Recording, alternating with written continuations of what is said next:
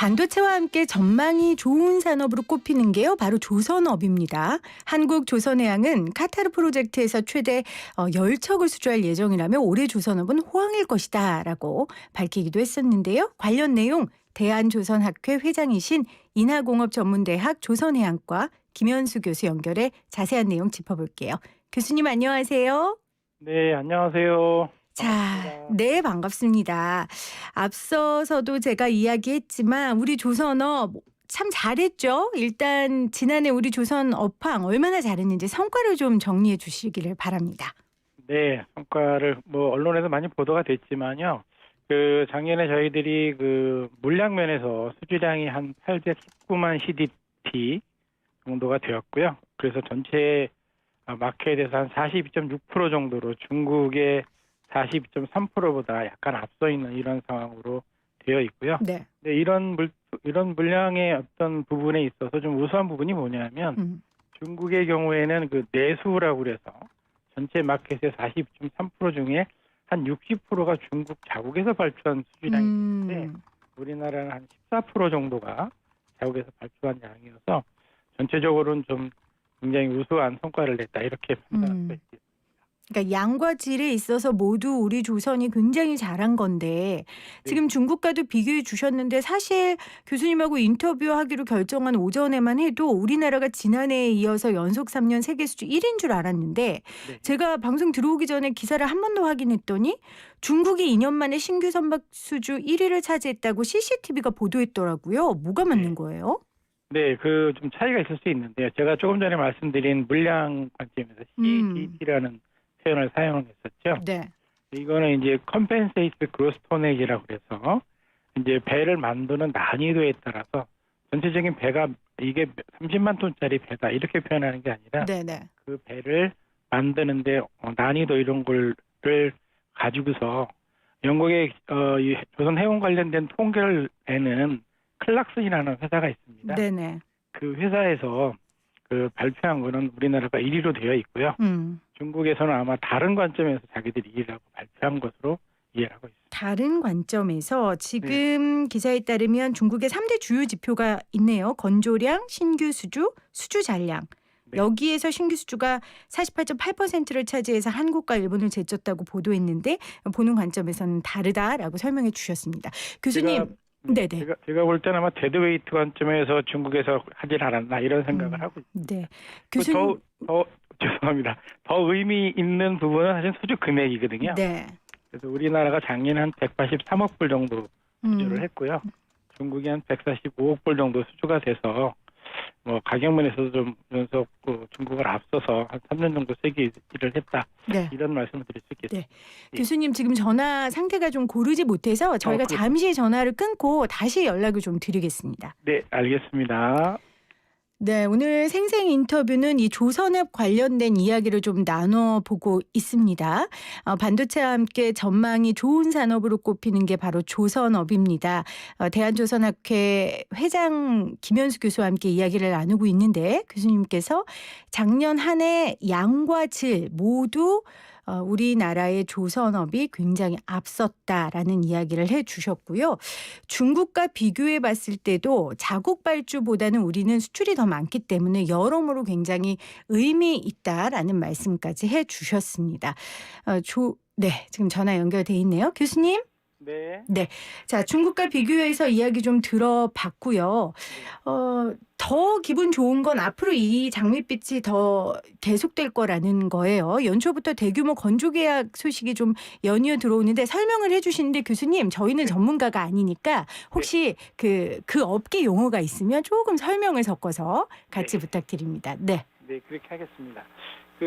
연초부터 우리는 한국조선해양이라는 회사와 삼성중공업 등등 회사에서 초대형 컨테이너 선박, 원유 운반선 선박 이런 배들 한 12척을 수주했다고 발표가 되어 있습니다. 네. 그래서 전체 규모로 보면 한 1조 한 6천억 정도가 되겠고요. 지금 한 2주 정도 지났는데 그 정도 수주를 한 거고요. 올해 우리 조선의 수주 목표가 네. 한 300억 불, 그래서 한 36조 정도 됩니다. 그래서 그중에 이제 1조 6천억 정도를 지금 수주를 한 거니까 목표를 위해서 좀 잘 출발을 하고 있다. 뭐 이렇게 좀 보고 싶습니다. 네, 잘 출발하고 있다라고 얘기해 주셨습니다. 사실 작년 초만 해도 굉장히 힘들었고, 그런데 우리 조선업계가 이렇게 괴력을 발휘할 수 있었던 부분이 고부가 가치 선박 때문이라고 하던데, 그러니까 이게 말 그대로 그 고부가 가치입니까? 하나 만들어도 가치가 높고 비싼 선박이다. 이렇게 해석하면 되나요? 네, 뭐 맞는 해석이라고 판단을 하고요. 조금만 좀 해석을 좀 보완을 해드리면, 네. 그 일반적으로 고부가치 선박이라고 최근에 얘기하는 선박은 LNG를 운반하는 LNG 운반선, 그다음에 가스 연료를 사용하는 가스 연료 추진선, 이렇게 얘기를 할 수가 있습니다. 근데 이런 선박들이 지금 이제 수주가 많이 되고 있다. 이런 부분에서 좀 가치를 인정받고 있다고 볼 수 있는데요. 왜요? 이 배들이 좀 만들기 더 어렵나요? 아니면 하나 만들어도 가치가 높습니까? 근데 일단은 배 가격이 많이 비싸고요. 일단 비싸고. 그리고 만들기도 쉽지 않고요. 근데 갑자기 근데 이런 걸 잘 만들 수는 없겠죠. 그렇죠. 그래서 조선 업계에서 어떤 시장의 변화나 뭐 이런 것들에서 기술적으로 잘 대응을 해서 그런 것들 시장에서 평가를 받아서 지금 이제 이런 설정을 내고 있다. 이렇게 판단을 하고 있습니다. LNG 운반선 그리고 가스 연료를 사용하는 추진선 요 두 개가 굉장히 고부가 가치 선박인데 우리나라가 지금 잘하고 있다. 알겠습니다. 또 다른 배경이 좀 어떤 게 있겠습니까? 중국과 일본의 추격이 사실 굉장히 매서우지 않았어요? 네. 어떻게 보면 이제 저는 뭐 이 고객 만족하는 마인드 이런 부분에서 좀 대응을 잘했다 우리나라가 이런 쪽으로 보고 싶은데요. 사실은 저희가 다른 경쟁 국가들보다는 좀 설계 기술력이 좀 앞서고 있습니다. 그리고 이제 선주에 대한 대응도 굉장히 높다. 이렇게 저는 보고 있고요. 선주들이 요구하는 것들에 대해서 설계에서 굉장히 쉽게 잘 대응을 해서 요구하는 사항들을 잘 만족시켜주고 있다. 이렇게 볼 수 있겠고요. 그런 이제 설계뿐만 아니라 이제 품질 관점에서도 상당히 좋은 품질을 만들어내고 있고 가장 중요한 게 납기 관점인데요. 납기 관점에서도 납기를 잘 준수하고 있다. 그래서 경쟁국보다는 이런 관점에서는 앞서고 있다. 저는 이렇게 보고 있습니다. 네, 교수님. 네. 아이고, 교수님 죄송한데요.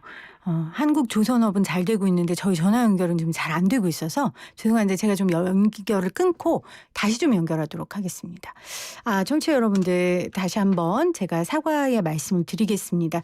저희가 원래 모셔서 인터뷰를 좀 주로 진행하는데 코로나 상황 때문에 웬만하면 전화 연결로 요즘 하고 있거든요. 그러다 보니까 좀 이런 상황들이 있습니다. 이해를 해주시고요. 지금 왜 우리 조선이 이렇게 앞장서고 있는지에 대한 이야기 나눴습니다. 설계 기술 좋고 납기일도 잘 지키고 품질도 좋고 심지어 고객님들을 아주 잘 모시는 서비스 정신까지 있다는 얘기까지 해주셨어요. 교수님? 여보세요? 교수님? 네, 잘 들리시나요? 이제 잘 들립니다. 네, 교수님. 자, 설계 기술 좋고 품질 좋고 납기일 잘 지키고 심지어 우리 고객님들까지 잘 모시는 서비스 정신까지 뛰어나다라는 얘기까지 해주셨어요. 네.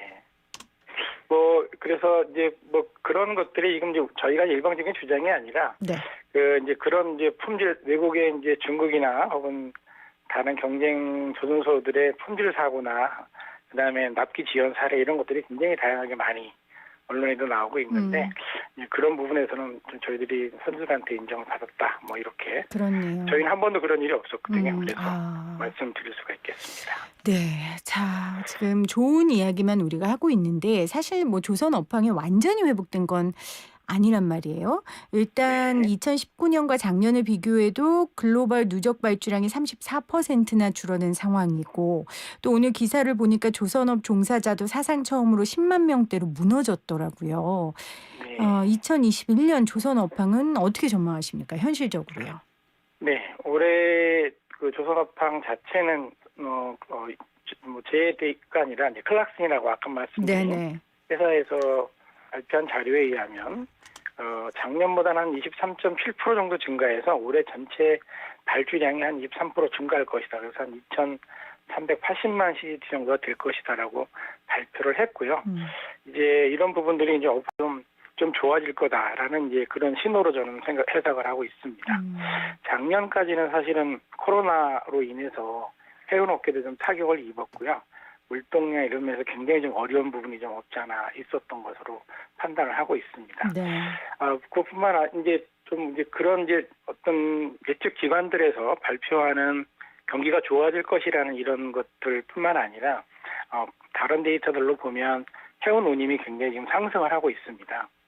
그래서 이제 여러 가지 이제 배들에 대한 수요나 혹은 시장에 더 조금 더 니드가 있을 거라는 판단을 좀 하고 있고요. 네. 가장 큰 이유는 사실은 지금 지구 온난화에 대한 배기가스 규제가 선박 분야에서 이제 본격적으로 시작이 되고 있지 않습니까? 네.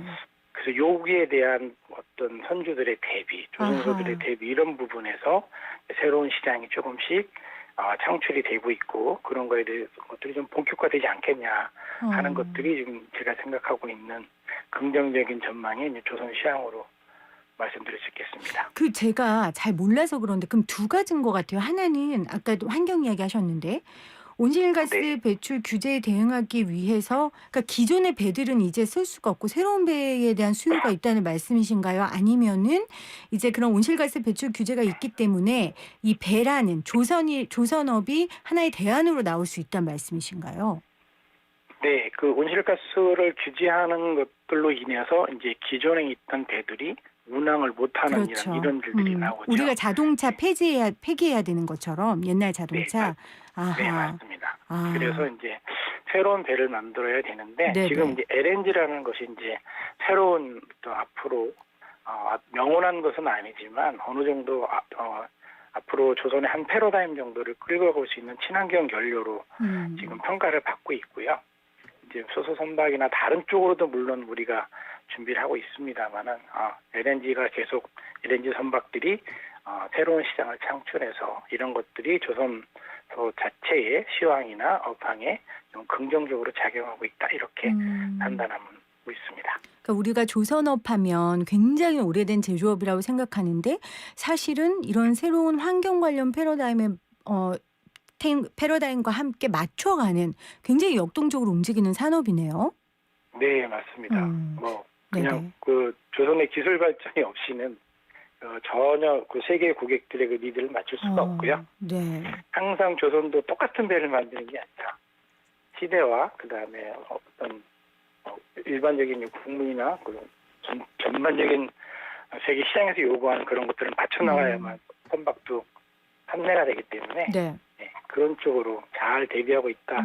많은 노력을 하고 있다. 이렇게 보여주시면 감사하겠습니다.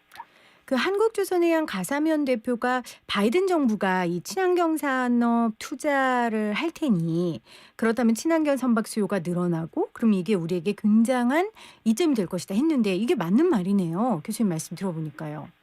네, 당연히 맞는 말이고요. 네. 거기에 한국조선이라는 말이 이제 가 사장님께서 언급을 하셨 부분들에 대해서는 미국이라는 나라는 사실은 존스 액트라는 이런 법이 있습니다. 그래서 자기네 나라에 운항하는 배는 자기네 나라에서 만들라는 이런 법을 만들어 놓고 있거든요. 네. 근데 그런 부분에 있어서는 근데 시장에 그걸 맞출 만큼 그렇게 빠르게 대응하지 못한다고 하는 것이 이제 제 개인적이지만 시장 일부 전문가들의 의견이고요. 네네. 그래서 한국한테는 거기에서 수요를 다 소화하지 못하면 한국한테도 기회가 오지 않을까 하는 이런 쪽으로 좀 긍정적으로 보시는 것으로 판단하고 있습니다. 네, 알겠습니다. 자, 우리 조선업계 참 오래된 효자였는데 지금까지도 효자의 역할을 해주고 있고요. 말씀하신 대로 이 변해가는 상황 속에서 글로벌 경쟁력을 키우기 위해 그래도 1위지만 우리가 보완해야 될 점이 있다면 어떤 게 있을까요? 네, 여러 가지 다양한 부분에서 많은 노력들이 좀 있어야겠지만요.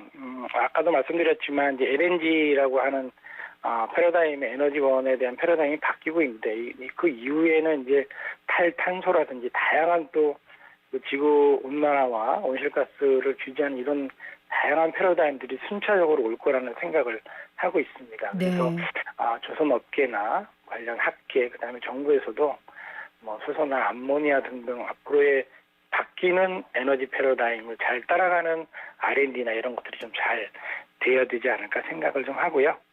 거기에 또 맞춰서 그런 패러다임이 바뀌면 거기에 들어가는 지자재나 이런 것들이 많이 바뀌거든요. 네. 그래서 그런 기자재를 잘 만들고 지속적으로 개발하고 하는 이런 것들이 잘 배치가 돼서 돌아간다라고 하면 앞으로 이제 바뀐 어떤 패러다임에서 조선 시장에서 한국이 상대적으로 세계 1위를 계속 유지할 수 있는 그런 기회가 있을 거라고 생각을 하고 있습니다. 네.